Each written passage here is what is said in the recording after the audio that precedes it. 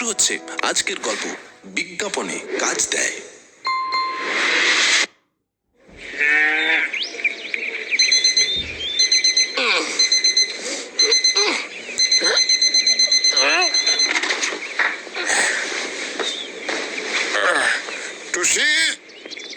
টুসিকে নিয়ে আবার মুশকিল হয়েছে ঘনশ্যাম বাবুর। রবিবার দিন, আপিসের তাড়া নেই, তাই একটু দেরি করে উঠেন তিনি। সেদিনও 7টা বাজিয়ে উঠেছেন। উঠে দেখেন টুসির কোনো পাত্তা নেই। যা সন্দেহ করেছিলেন তাই। পকেট হাতড়ে দেখলেন ট্রামের মান্থলি খানাও হাওয়া। ছুটির দিনে ভোরে উঠেই হাওয়া খেতে বেরিয়েছে টুসি। ফিরল 12টা বাজিয়ে, প্রায় 1টার কাছাকাছি। এই হ্যাঁ দাদু। ছিলি কোথায় এতক্ষণ? আমার মান্থলিটা নিয়ে বেরিয়েছিস? কতদিন বলেছি এটা বেআইনি। তাছাড়া মান্থলির মধ্যে আমার বন্ধুদের বাড়ি বেড়াতে গেছিলাম, 10:30টার শোয়ে সিনেমা দেখে ফিরছি, জানালো টুসি। বুঝলে দাদু, ছবিটায় কি মারামারি কাটাকাটি, কি মারামারি যে কি বলবো। বুঝেছি, কিন্তু মান্থলির খাপের ভেতর 200 কত টাকা ছিল না? 207 টাকা ছিল জানো, কিন্তু এখন তো আর নেই। আমরা বন্ধু মিলে সিনেমা দেখলাম না। আর কতক্ষণ অবধি কিছু না খেয়ে থাকা যায়? রেস্তোরাঁয় খেতেও হলো। বেশি খাইনি দাদু, 1 প্লেট করে মোগলাই পরোটা আর 1 প্লেট করে কষা কারি। কেতাত্ত করেছ? এখন দাও তো আমার মান্থলি আর 200 টাকা। পকেটে হাত দিয়ে টুসি আঁতকে ওঠে। ওমা, কোথায় গেল মান্থলিটা? এ পকেট ও পকেট হাতড়ায়, প্যান্টের পকেট পর্যন্ত। না, হাফ প্যান্টের পকেটও তো নেই। নিশ্চয়ই পড়ে গেছে কোথাও। ইস, ট্রামেই পড়েছে নিশ্চয়। 2খানা 100 টাকার নোট ছিল যে রে, আর খুচরো 7 টাকা। ওই 7 টাকা আর নেই বলছি তো। বলছি তো 200 টাকাই রয়েছে জানো। রাগে উতলাতে থাকেন ঘনশ্যাম। পড়ে গেছে না হাতি? বন্ধুদের কেউ হাতিয়ে দিয়েছে নিশ্চয়ই। যা সব বন্ধু, নয়তো কেউ পকেট মেরেছে নির্ঘাত। আমার বন্ধুরা তেমন নয়। টুসির প্রতিবাদ। তারাও আমায় খাওয়ায়, সিনেমা দেখায়, তাই আমিও তাদের দেখালুম। আর আমার পকেট মারবে? এমন কেউ জন্মায়নি এই কলকাতায়। তুই নিজেই তো একটা পকেট মার।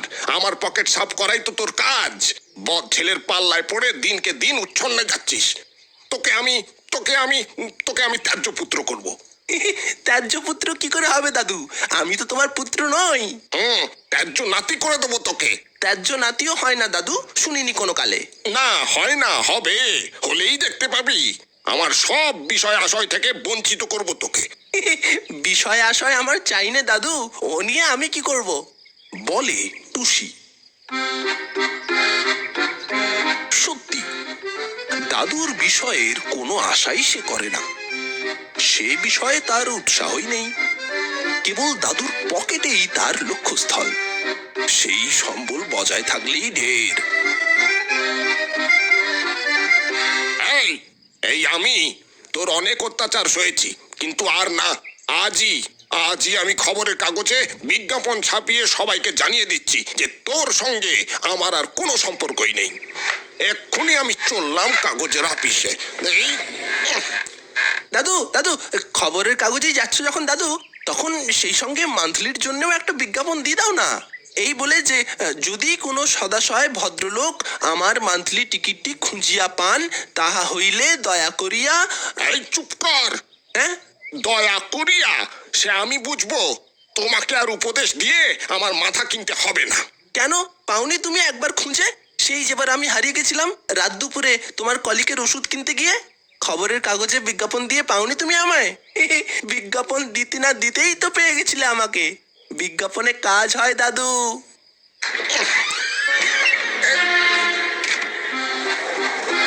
সে কথা কানে না তুলে ঘনশ্যাম বেরিয়ে পড়েন।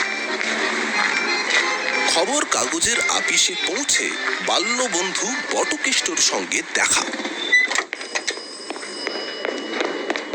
এই যে ঘনশ্যাম ভাই আছে, এই যে অনেক দিন পর দেখা। তাই এখানে কি করতে শুনি? সুধান বটকেষ্ট। একটা বিজ্ঞাপন দিতে এসেছি ভাই, বলো না আর। বখা ছেলেদের পাল্লায় পড়ে নাতিটা আমার গোল্লায় গেছে। বিজ্ঞাপন দিয়ে ভাবছি ওকে ত্যায্য পুত্র করে দেব। ত্যায্য পুত্র বা ত্যায্য নাতি যাই বলো। ও বাবা, বটকেষ্ট অবাক হলো। এই দেখছি নাতি বৃহৎ ব্যাপার। হ্যাঁ, পুচকে একটা নাতিকে নিয়ে একটা বৃহৎ কাণ্ড বাঁধিয়েছ দেখছি। নইলে ছেলেটা মানুষ হবে না। বাপ মা মরা ছেলে অসৎ সঙ্গে মিশে অধঃপাতে যেতে বসেছে। এই বিজ্ঞাপনটা দিলে ভাবছি ও শুধরবে। তারপর লুকিয়ে লুকিয়ে ব্যবস্থা করে ওই দেওঘর কি কনকল ওই গুরুকুলে কি রামকৃষ্ণ মিশনের স্কুলে কোনো আশ্রমে পাঠিয়ে দেবো ওকে। হ্যাঁ, সেখানে থেকে সৎসঙ্গে যদি ছেলেটা মানুষ হয় কোনোদিন। আমার কাছে আদরে মানুষ হয়েছে, কিন্তু দেখছি ঠিকই বলে থাকে সবাই, আদর দিয়ে ছেলের মাথা খাওয়া হয় কেবল। আমি আর টুসির মুখ দেখবো না ঠিক করেছি। To see or not to see? কিন্তু ও যাবে আশ্রমে? না গিয়ে উপায় কি? ছাপার অক্ষরে যখন দেখবে ওর সঙ্গে আমার কোনো সম্পর্ক নেই, তারপর আশ্রম থেকে ওকে নিতে এসেছে। ভালো কথা, তুমি এখানে কেন হে? একটা কুকুর হারানোর বিজ্ঞাপন দিতে ভাই। অ্যালসেশিয়ান কি কোনো নামি জাতের কুকুর নয়, এমনি দেশি কুকুর, কিন্তু দেখতে ভালো আর ভারী প্রভু ভক্ত। ভারী মায়া পড়ে গেছে কুকুরটার ওপর আমার। কেউ খুঁজে দিতে পারলে নগদ 500 টাকা পুরস্কার দেবার বিজ্ঞাপন। দিয়েছ বিজ্ঞাপন? 10টার সময় এসে দিয়ে গেছি। হ্যাঁ, তো দিয়েছ তো। তা এখন আবার এই বেলা 2টোর সময় কি? তোমার বিজ্ঞাপন তো ছেপে বেরুবে কাল সকালের কাগজ। তা তো জানি, তবে সেই বিজ্ঞাপনটার খবর নিতে এসেছিলুম। ও তার প্রুফ দেখতে চাও বুঝি? হ্যাঁ, কিন্তু এসে দেখছি যে কর্মচারীটির কাছে বিজ্ঞাপন দিয়েছিলাম সে লোকটা নেই। হ্যাঁ, বিজ্ঞাপন বিভাগে সকাল 10টায় 7টা লোক দেখেছিলাম, এখন তাদের একটাও দেখছি নে। কি যেন জরুরি কাজে বেরিয়ে গেছেন সবাই। বিভাগে তাহলে আছে কে এখন? কেবল বেয়ারা, সে কোনো খবর দিতে পারে না। অপেক্ষা করছি তাই তো। আহ, তাহলে তো আমাকেও অপেক্ষা করতে হবে দেখছি। কিন্তু কাহাতক অপেক্ষা করা যায়। অধৈর্য হয়ে শেষ পর্যন্ত তারা আবার সেই বিজ্ঞাপন বিভাগে গিয়ে হানা দিলেন। জিজ্ঞেস করলেন বেয়ারাকে, এই যে কর্তারা সব কি জরুরি কাজে বেরিয়েছেন তা জানতে পারি কি? কুকুর খুঁজতে। হ্যাঁ, কুকুর খুঁজতে বেরিয়েছেন সবাই। কুকুর? হ্যাঁ, আমিও বেরোতাম, কিন্তু আপিস ফাঁকা রেখে যাই কি করে? কুকুরটার জন্য নগদ 500 টাকা বকশিস আছে মশাই। কিন্তু কুকুর তো বলতে গিয়ে বাধা পান বটকেষ্ট। ঘেউ ঘেউ করতে করতে বিজ্ঞাপন বিভাগের এক কর্মচারী এসে উপস্থিত। যার হাতে বটকেষ্টবাবু বিজ্ঞাপনটা দিয়েছিলেন তিনি তার ঘেউৎকারী বাধা দিল। মানে তিনি নন, তার সঙ্গীটি ঘেউ ঘেউ করছিল। এই নিন মশাই আপনার কুকুর। উফ, খুঁজে খুঁজে হায়রান। বললেন ভদ্রলোক। এবার পুরস্কারটা বার করুন তো দেখি। কিন্তু সঙ্গে সঙ্গে ওই বিভাগের আরেকজন এসে হাজির, আর একটা কুকুর নিয়ে।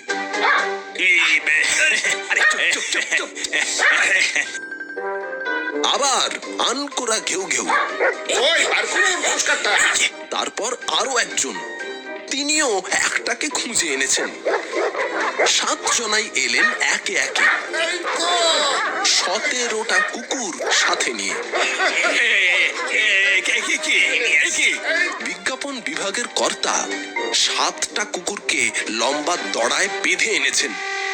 যেমন ঢেউয়ের পর ঢেউ আসে, তেমনি ঘেউয়ের পর ঘেউ আসতে লাগলো। নিন আপনার কুকুর। দারুণ হইচই পড়ে গেল সারা আপিসে। সবারই দাবি নগদ পুরস্কারের। বেছে নিন এর ভেতর থেকে, আর দিয়ে দিন পুরস্কার টাকাটা। আমরা বাটোয়ারা করে নেবো সবাই। বিজ্ঞাপনে কাজ হয় বলছিল টুসি। মনে পড়ে ঘনশ্যামের। কিন্তু আমি তো কুকুর নিতে আসিনি, আমি সেই বিজ্ঞাপনটার সম্পর্কে বলতে এসেছিলাম। বলুন তাহলে বলুন। বিজ্ঞাপনটা আমি আর দিতে চাই না। এই কি বলে? কি কি কি বিজ্ঞাপন দিতে চাই না? ওটা আমি ফেরত চাই। বিজ্ঞাপন দিতে না দিতেই কুকুরটা আমার ফিরে এসেছে। নিজের থেকেই যখন এসে গেছে, ফিরে এলে চলবে কেন? এসব কুকুর এখন নেবে কে তাহলে? বিজ্ঞাপন বিভাগের ভদ্রলোকেরা প্রশ্ন তোলেন। আর আমাদের প্রাপ্য পুরস্কারটাই বা কি হবে? হ্যাঁ। কুকুর তো আমরা এনেছি, হ্যাঁ। এখন নেওয়া না নেওয়া আপনার মর্জি। হ্যাঁ। এসব দেশি কুকুর, নেড়ি কুত্তা, যেমনটি আপনি চেয়েছিলেন। হ্যাঁ, কিন্তু এদের তো আমি চাই না। আমার নিজেরটাকেই চাই। যাও তাদেরকে আবার ফালতু কথা বলতে শুরু করে। আরে বাবা, আপনি নিজেরটা- টাকাটা দেবেন। দারুণ ঘেউ ঘেউ শুনে এর মধ্যে আপিসের বড় কর্তা বেরিয়ে এসেছেন। না না, আপনি এখানে এত হট্টগোল কিসের? এসেই তিনি তম্বি করেন। এনার কুকুর সব নিয়ে যেতে বলছি একে। ইনি নিচ্ছেন না কিছুতেই। বুঝুন তো। শুনছেন? নিয়ে যান আপনার কুকুরদের। দারোয়ান, কি? इन लोग को निकाल दो।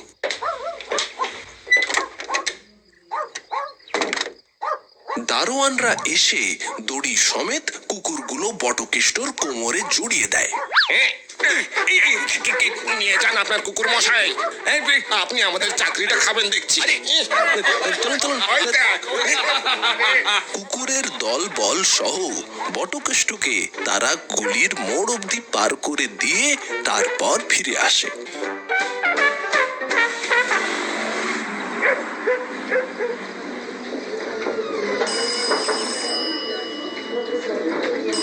তারপর সদল বলে বটকেষ্ট চলে গেলে আসেন আরেক ভদ্রলোক। নমস্কার দাদা, হারানো প্রাপ্তি নিরুদ্দেশ বিভাগে আমি একটা বিজ্ঞাপন দিতে এসেছি। দিন, কিন্তু আমরা কুকুর হারানোর কোনো বিজ্ঞাপন নেব না। বিজ্ঞাপন বিভাগ থেকে তাকে বলা হয়, কুকুরের বিজ্ঞাপন একদম নেওয়া হয় না। না না, কুকুর নয়, হারানোর বিজ্ঞাপনও না। আমি একটা ট্রামের মান্থলি টিকিট খুঁজে পেয়েছি। আজ বেলা 12:30টার সময় ট্রামের মধ্যেই পড়েছিল মান্থলিটা। বিশদ বিবরণ দিন। বিজ্ঞাপন বিভাগের কর্মচারী কপি লিখে নিতে তৈরি হন। মান্থলিটার খাপে জিএইচ মার্ক করা। জিএইচ, ও তো আমার মান্থলি। আমার নাম ঘনশ্যাম ঘাই, তারই আদ্যাক্ষর জিএইচ। ও তাই নাকি? বলুন তো, আর কি ছিল সেই মান্থলির ভেতর? 100 টাকার 2খানা নোট, মোট 200 টাকা। কিছু খুচরোও থাকতে পারে, নোটের নম্বরও দিতে পারি। তবে তার জন্য দয়া করে আমার বাড়িতে পায়ের ধুলো দিতে হবে একবার। আমার নোটবুকে টোকা আছে। না না, তার দরকার নেই।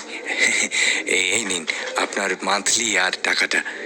বিজ্ঞাপন দেওয়ার খরচটা আমার বেঁচে গেল মশাই, তার জন্য আপনাকে ধন্যবাদ।